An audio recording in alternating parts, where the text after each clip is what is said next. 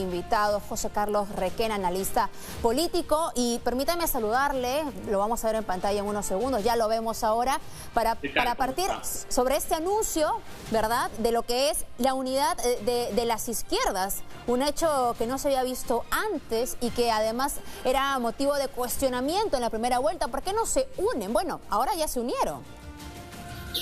Bueno, digamos que ha encontrado el rival común, ¿no? Este es un esfuerzo, efectivamente, el año 2016, después de varios años, varios lustros, la izquierda pudo unirse con Marco Arana y Verónica Mendoza estando en la misma plancha, lograron colocar una importante bancada que sin embargo al año se partió y esto que ahora se ve había sido algo trunco en el año 2019 que causó incluso la ruptura al interior de Nuevo Perú. Ahora efectivamente tener al fujimorismo al frente los ha motivado a volver a unirse.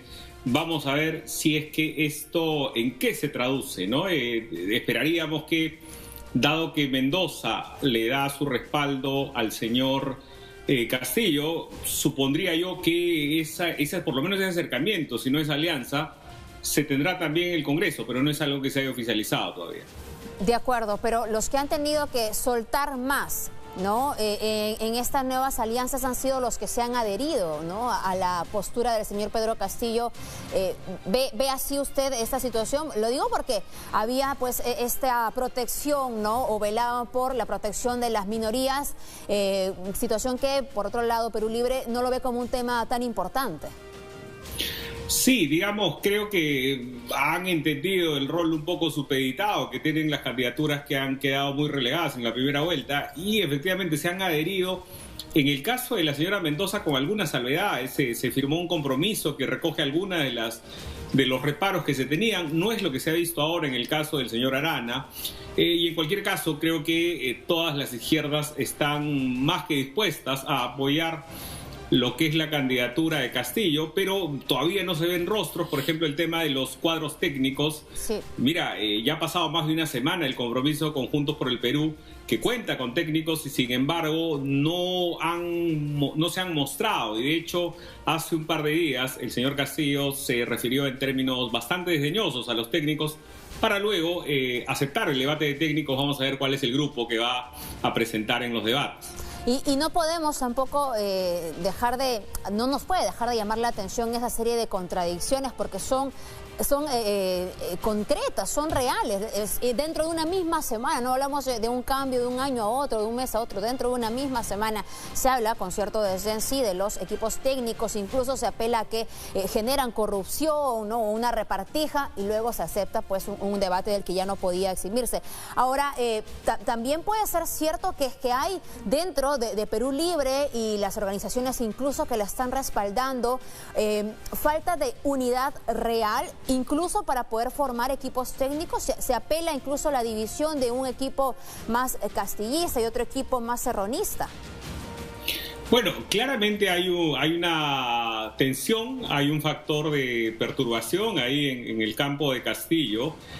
No se ve bien no se identifica bien cuál va a ser el rol del señor Cerrón. Es cierto que el candidato ha hablado en reiteradas ocasiones de que el que gobierna va a ser él y no el señor Cerrón, pero el señor Cerrón ha querido seguir figurando. De hecho, recordemos, por ejemplo, el fin de semana, el señor Modesto Montoya sale a anunciar que se está uniendo al equipo, pero se refiere a que la primera llamada fue hecha por Cerrón, y es algo similar. Por lo menos la información que circuló en la mañana era que el contacto inicial de Arana había sido con Cerrón. Sí. Entonces, claramente hay ahí algunos roces. Creo que eso puede verse desde afuera.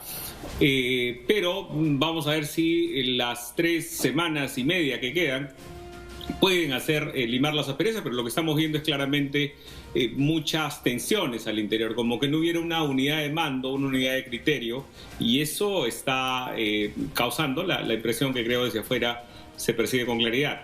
De acuerdo, aunque la estrategia pueda ser del señor Castillo tratar de deslindar un poco de la figura del señor Vladimir Cerrón por los cuestionamientos que giran en torno a él, por actos de corrupción, cuando ya empieza a soltarlo, sale el señor Cerrón a emitir declaraciones que hablan nuevamente de este vínculo.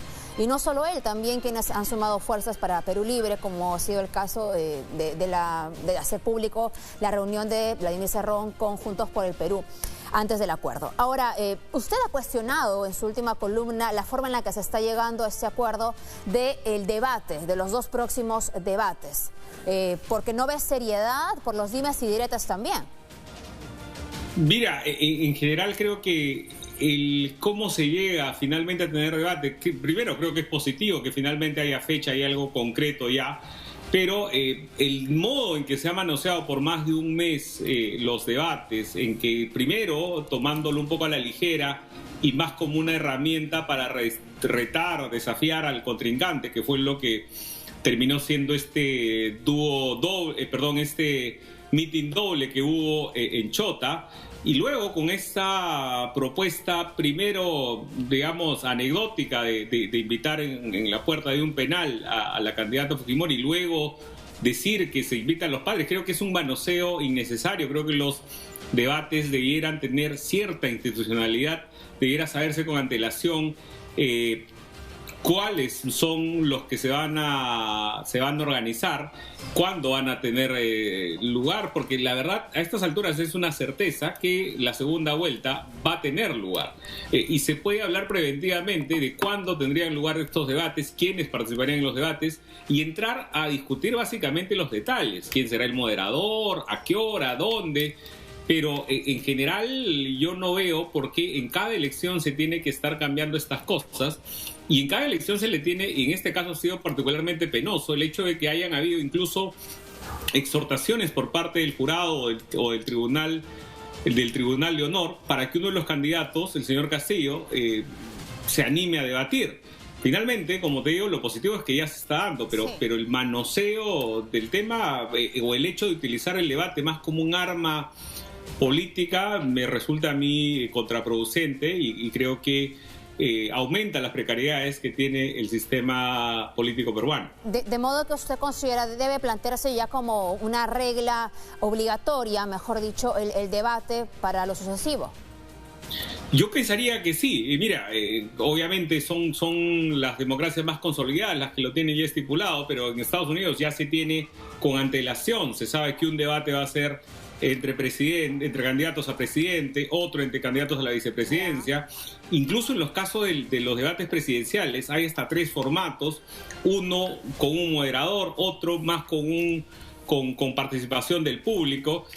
Por ejemplo, no hay razón para que el jurado no tenga algo así, porque claro, por ejemplo, se dijo, ¿por qué en esta elección se quieren 4 debates? Y claro, y en la última elección hubo 3, en la previa no recuerdo cuándo hubo, pero en cualquier caso no creo yo que sea bueno ir cambiando, porque también puede abrirse el cuestionamiento de los actores políticos que digan, oye, ¿por qué me cambian las reglas ahora, ¿no? Y un tema de predictibilidad que le hace falta, mucha falta a nuestro país. Entonces, a ver, que se vaya definiendo sí la necesidad de debates por los presidentes, los que postulan a la presidencia y el equipo técnico. Eso al menos nos va quedando claro que tendría que reglamentarse, ya con seguridad. Digamos, no sé si reglamentarse, pero al menos tener algo predispuesto ya, ¿no? No hay nada que pueda forzar a los candidatos a participar, no hay regulación para eso. Pero creo que en términos de organización no está mal que cuando se convoca además se diga, ok, el tercer domingo después de la elección de la primera vuelta tendrá lugar el primer debate. Y 2 domingos después el segundo, y cosas así, claro, que muy generales, pero que ya te den cierta predictibilidad, ¿no? Que las reglas del juego, digamos, sean aceptadas desde un inicio. Aunque había una firma de un pacto, ¿verdad?, ético que daba lugar a que eso se realicen, pero bueno, ya la situación está dada de esta forma, y lo cierto es que también el señor Castillo invitó a un debate en el penal Santa Mónica, ¿no? Luego se estableció que esto iba a ser en los exteriores, y la señora Fujimori dice que irá, que estará ya parada el sábado a las 3 de la tarde esperando al señor Castillo, quien ya dijo que no va a ir. No se entiende quién va a organizar algo, si pondrán un tabladillo, dos sillas, no se sabe. Pero de ir o no, ¿cómo ve usted, digamos, cuál es la expectativa de este sábado? Bueno, yo asumo que igual la señora Fujimori no perderá ocasión de hacer un gesto, ir. Seguramente su equipo de campaña preparará algo básico que denote el hecho de que la convocaron a un debate y está ahí, el contrincante no.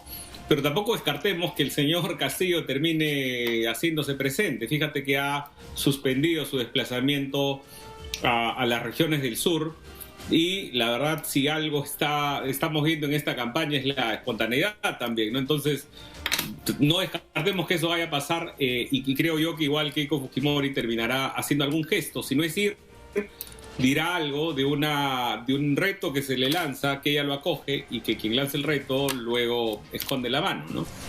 Bueno, es decir, digamos, hubo falta de seriedad, fue una forma de pechar quizá y no estaba previsto para él que la señora Fujimori iba a aceptar de pronto, menos en la locación. Era también la motivación cuando hubo el debate de Chota, ¿no? El debate de Chota terminó la mañana del sábado, no se tenía claridad de cómo se iba a realizar. Sí, nadie. Y se realizó fue básicamente un mitin doble, te decía. Quiso utilizar ese recurso nuevamente con lo del penal, que en realidad termina siendo un poco insultante, no solo para la señora Fujimori, sino para las familias de los presidiarios, ¿no? Entonces, claro, le lanzan ese reto y por eso te decía que se utiliza en el debate más como un arma.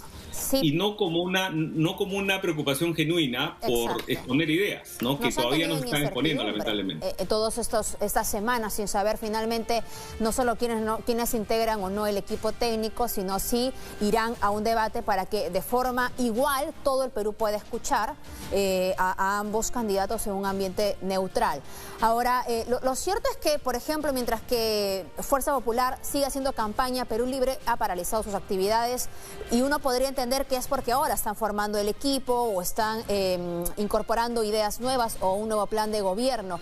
¿Cree que esta situación demuestra que hubo un exceso de confianza, incluso por aquellas encuestas que marcaban una brecha amplísima entre ambas candidaturas?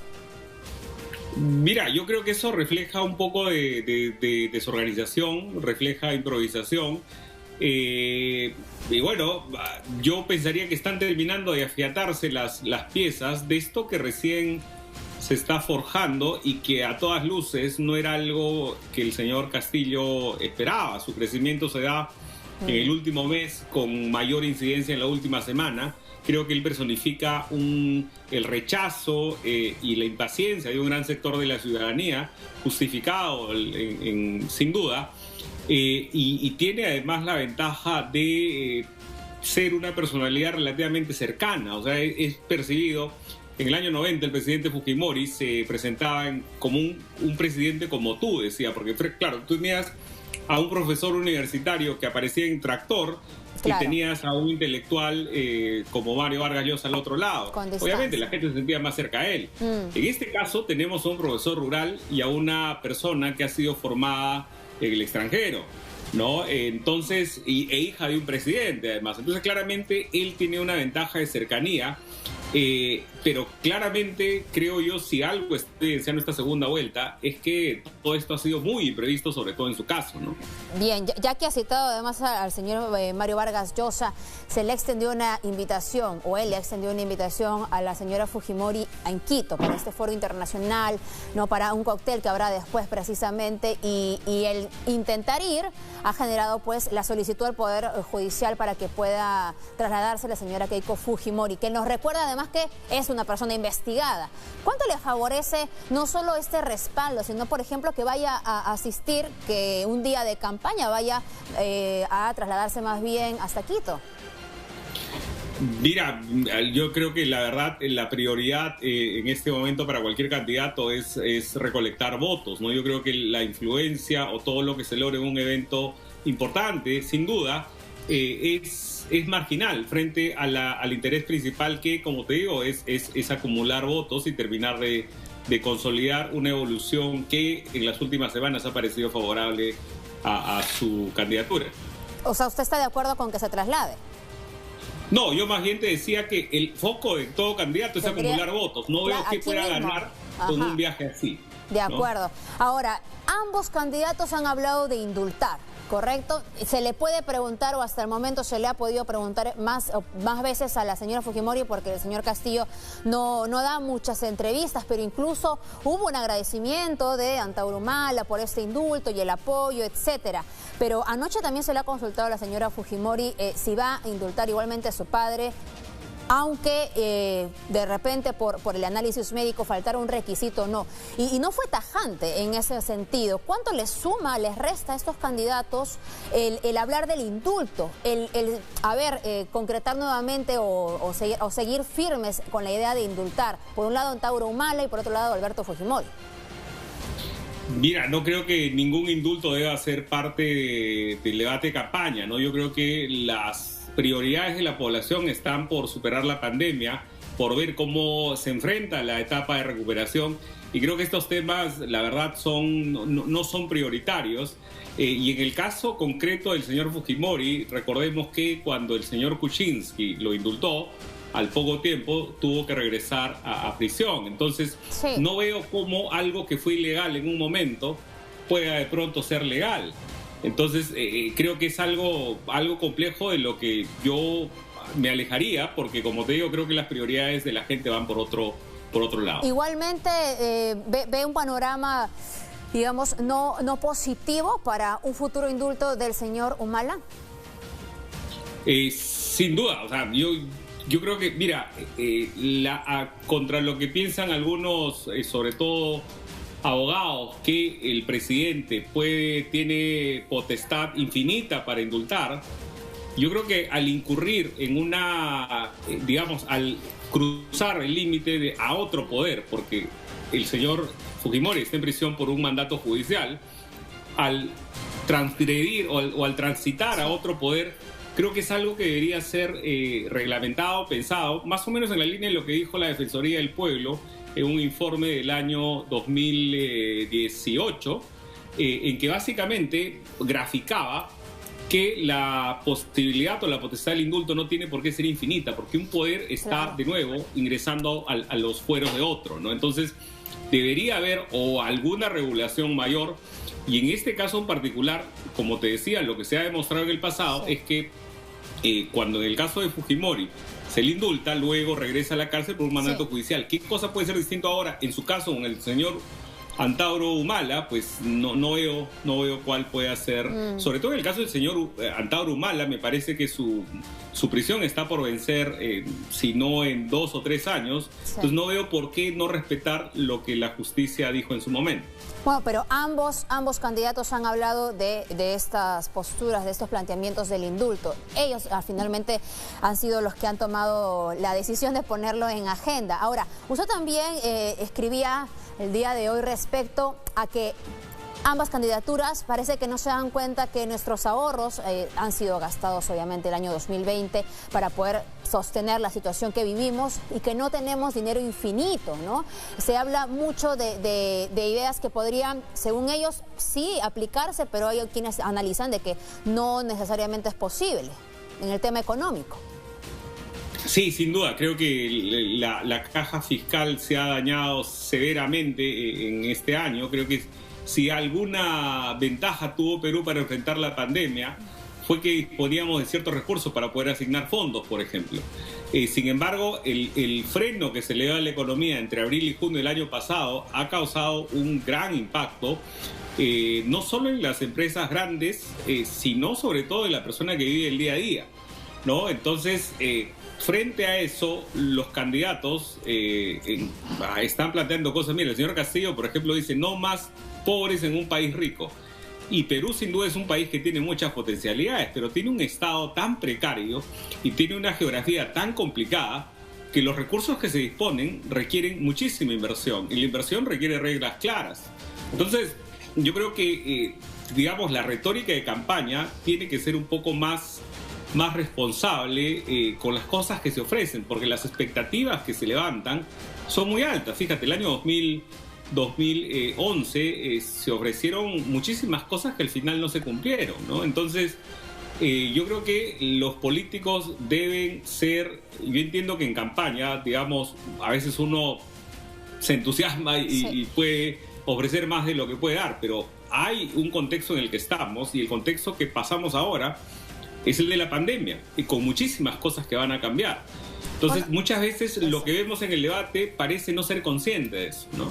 Ya nos enteraremos en el debate técnico cuál es el razonamiento en el ámbito económico también. Ahora, cuando se habla de fortalecer el Estado, luego también vemos propuestas del lado de Fuerza Popular que habla de repartir el canon directamente a los bolsillos de los ciudadanos, y justo ayer conversábamos con un analista y también la reflexión es: ok, quieres repartirle a la gente, pero no estás fortaleciendo la ejecución de gasto de los gobiernos regionales, por ejemplo. Entonces, ¿cómo se trabajan, digamos, estas propuestas realmente en la realidad? ¿Son posibles? ¿Son solo para el discurso?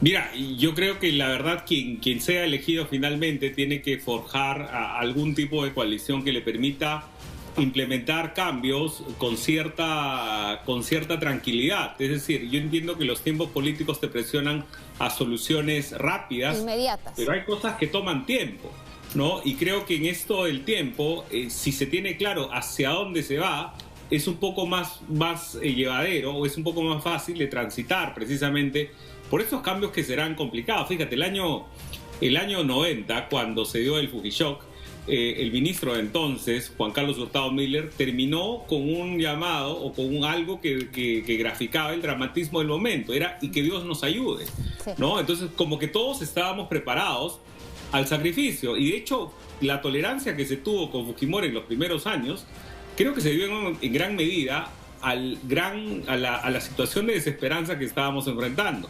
Eso ya con los años posteriores obviamente derivó en lo que todos sabemos. Pero a finales de los 80 creo que el país era absolutamente consciente de que enfrentábamos una crisis muy seria. En este momento me da la impresión que los actores políticos no lo son, ¿no? Entonces proponen cosas que pueden ser muy difíciles de realizar, pero además, y en eso el señor Vizcarra creo que tiene gran responsabilidad, cuando se debió salir a decir la gravedad de la pandemia, él, creo yo, más por intereses meramente políticos, salió a decir: yo estoy a cargo, no pasa nada. Hablaba todos los días en la ahora sigue hablando también, y la verdad la situación era muy compleja, como ahora lo estamos viendo, lamentablemente, ¿no? Sí, no, y hablando de la estrategia y demás que nos ha puesto en los peores puestos a nivel mundial de la gestión en economía y en salud también. Ahora, precisamente una consecuencia de la pandemia, del cierre que se hizo a nivel nacional, que quizá pudo ser escalonado en un primer momento, ha ocasionado que este porcentaje de empresarios o trabajadores aumente en la informalidad. Antes hablábamos de un 70% de informales, hoy probablemente hablamos de un 80%, y no se ve todavía concretamente una propuesta de los candidatos para ampliar esta base tributaria y de ser más atractiva la formalidad para los emprendedores, para los trabajadores, para el empresario que contrata a una persona también. Sí, sin duda, creo que la informalidad ha sido otro de los lastres que hemos tenido en estos 20 años.